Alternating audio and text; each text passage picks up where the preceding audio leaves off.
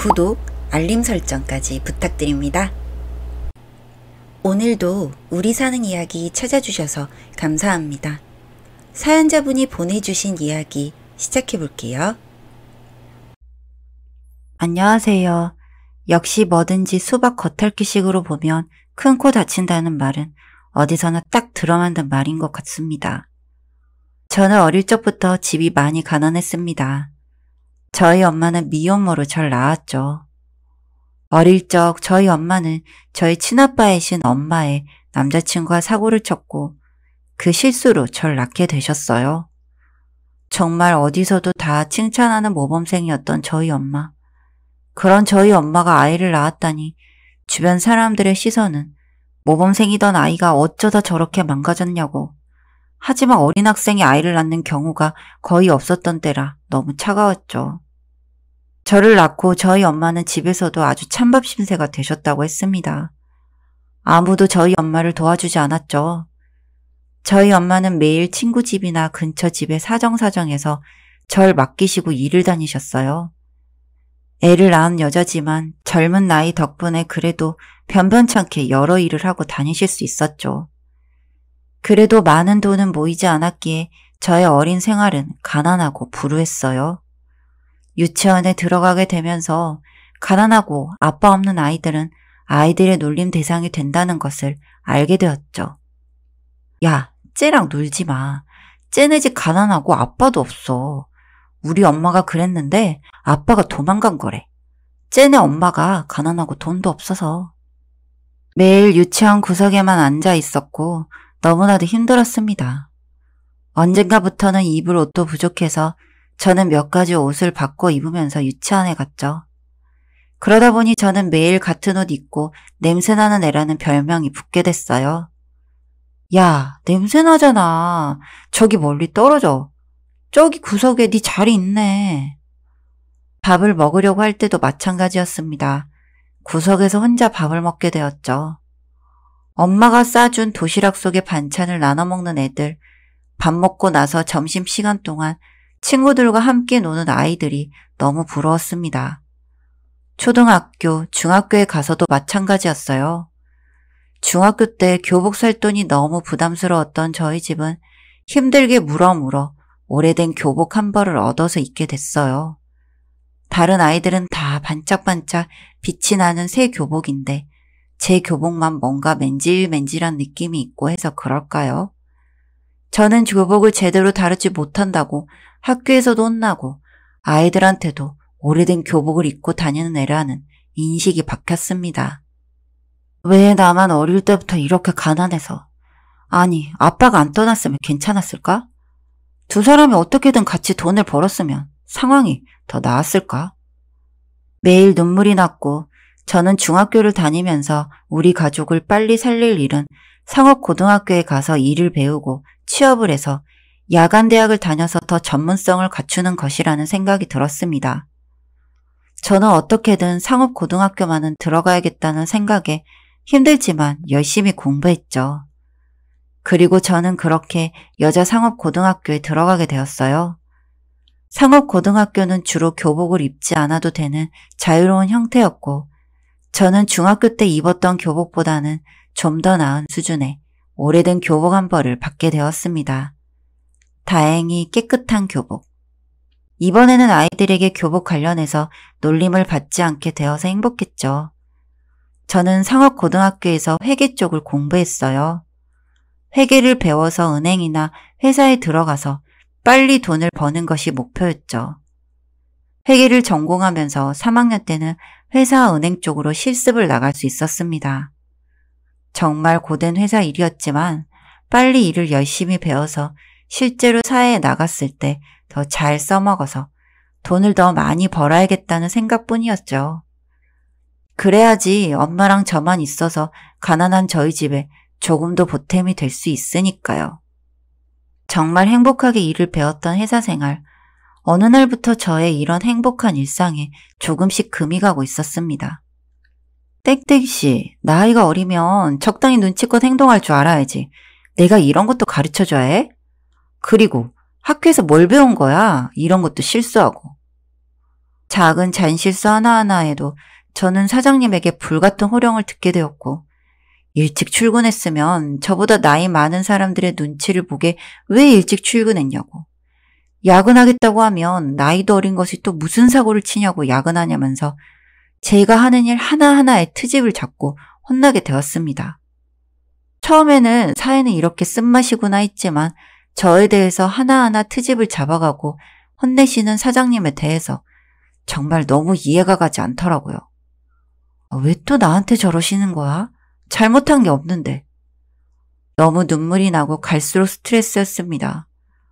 회사 안 가고 학교에 간다 하니까 시스 바뀌니까 학교에는 올 수 없다고 하고 그냥 회사에 갈 수밖에 없고, 안 나가면 학교에서 무단결석을 먹이고 경고도 주고, 좋은 성적으로 취업을 하기 위해 저는 울며 겨자 먹기로 회사에 나갈 수밖에 없었죠.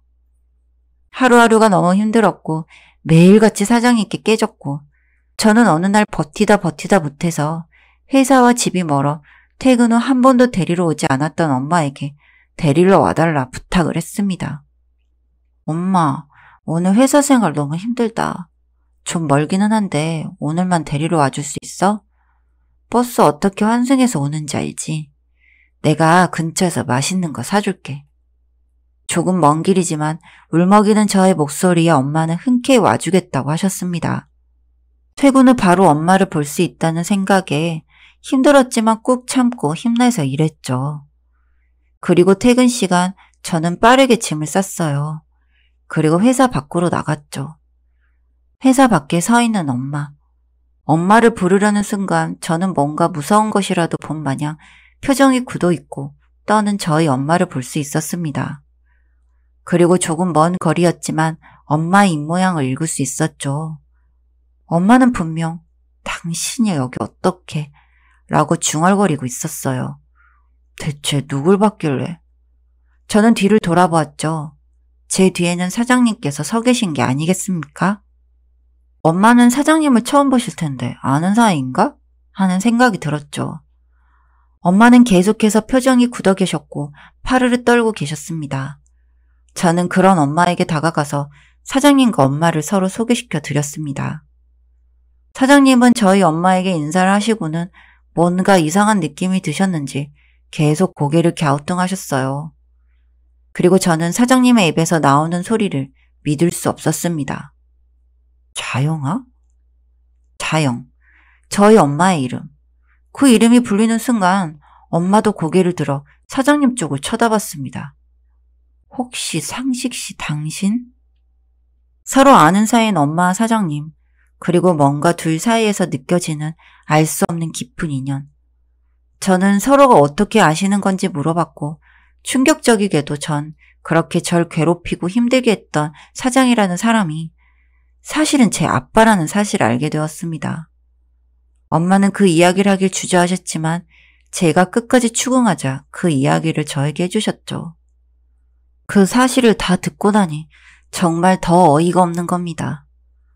저 그동안 그렇게 부려먹으시더니 아빠셨다고요? 제 이 말을 듣자마자 난감해하기만 하던 엄마가 갑자기 화를 내기 시작하셨습니다. 너무 갑자기 바뀐 엄마를 보고 제가 적응을 못할 정도였어요. 나랑 똑 닮았는데 네 딸인지도 몰라보고 막 부려먹었다고? 나랑 땡땡이 버리고 가서 이렇게 잘 살고 있는 것으로도 모자라서 부려먹었다고? 우리는 너 때문에 몇 년을 힘들었는데 이렇게 잘 사는 것도 아주 웃기네. 엄마는 잔뜩 화가 나셔서 사장님, 아니 아빠에게 이것저것을 다 집어 던지셨고 크게 난리를 피우셨습니다.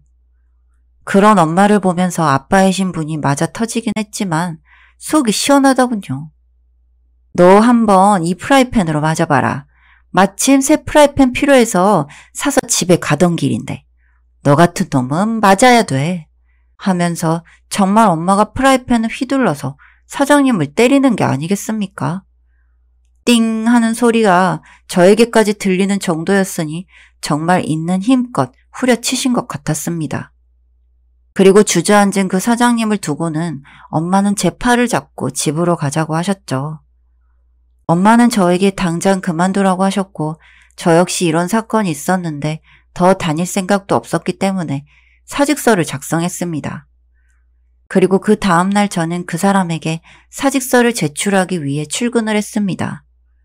출근하자마자 사장실로 온 절 보며 꽤 놀란 눈치였지만 그러건 말건 저는 그만두겠다고 하고 사직서를 던지듯 내려놓았습니다.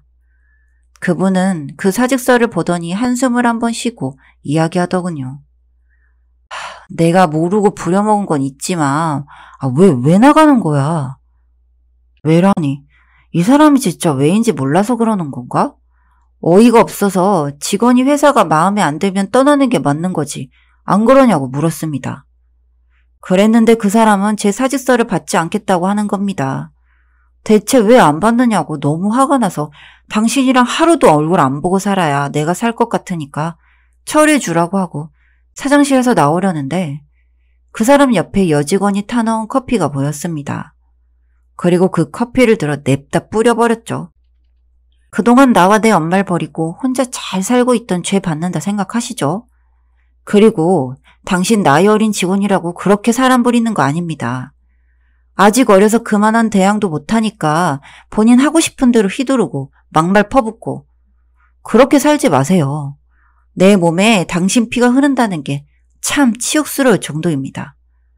제가 나가고 나서 그 어느 누구가 들어온데도 지금처럼 갑질하고 살지 마세요. 그러다 언젠가 한 방 크게 당하실 겁니다. 그렇게 저는 사무실을 나왔습니다. 그리고 놀랍게도 정말 그동안 이 사장놈 밑에서 갑질을 당해서 울분을 터뜨리던 사람들이 소송을 준비 중이었는지 얼마 뒤 저에게까지 연락이 오더군요. 많이 힘들지 않았느냐고 말이죠. 그렇게 저도 그 안에서 같이 일을 준비하게 되었습니다. 직장 내 괴롭힘과 성추행까지. 정말 당한 사람의 내용을 듣는데 그땐 엄마가 프라이팬으로 더 패줬어야 했는데 하는 생각이 들 정도로 악질이었습니다. 그리고 저희는 소송을 시작했고 아주 길고 긴 싸움이 시작되었습니다. 결국엔 저희가 이겼지만 벌금 몇 푼 내는 걸로 끝나는 수준이었죠. 이걸 모르는 게 아니었지만 그냥 여러 방면으로 쪼아주고 싶었습니다. 그리고 저희는 구진구익 사이트 게시글에 그 사장님이 벌인 행태들을 아주 순화해서 적었습니다. 그곳에 지원할 생각이 들지 않게 말이죠.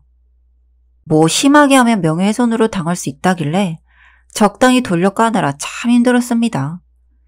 그렇게 그 지역에서 그 회사는 아주 악질 소문에 퍼져나갔고 당연히 사람을 구하기도 돈을 벌기도 힘들어졌습니다.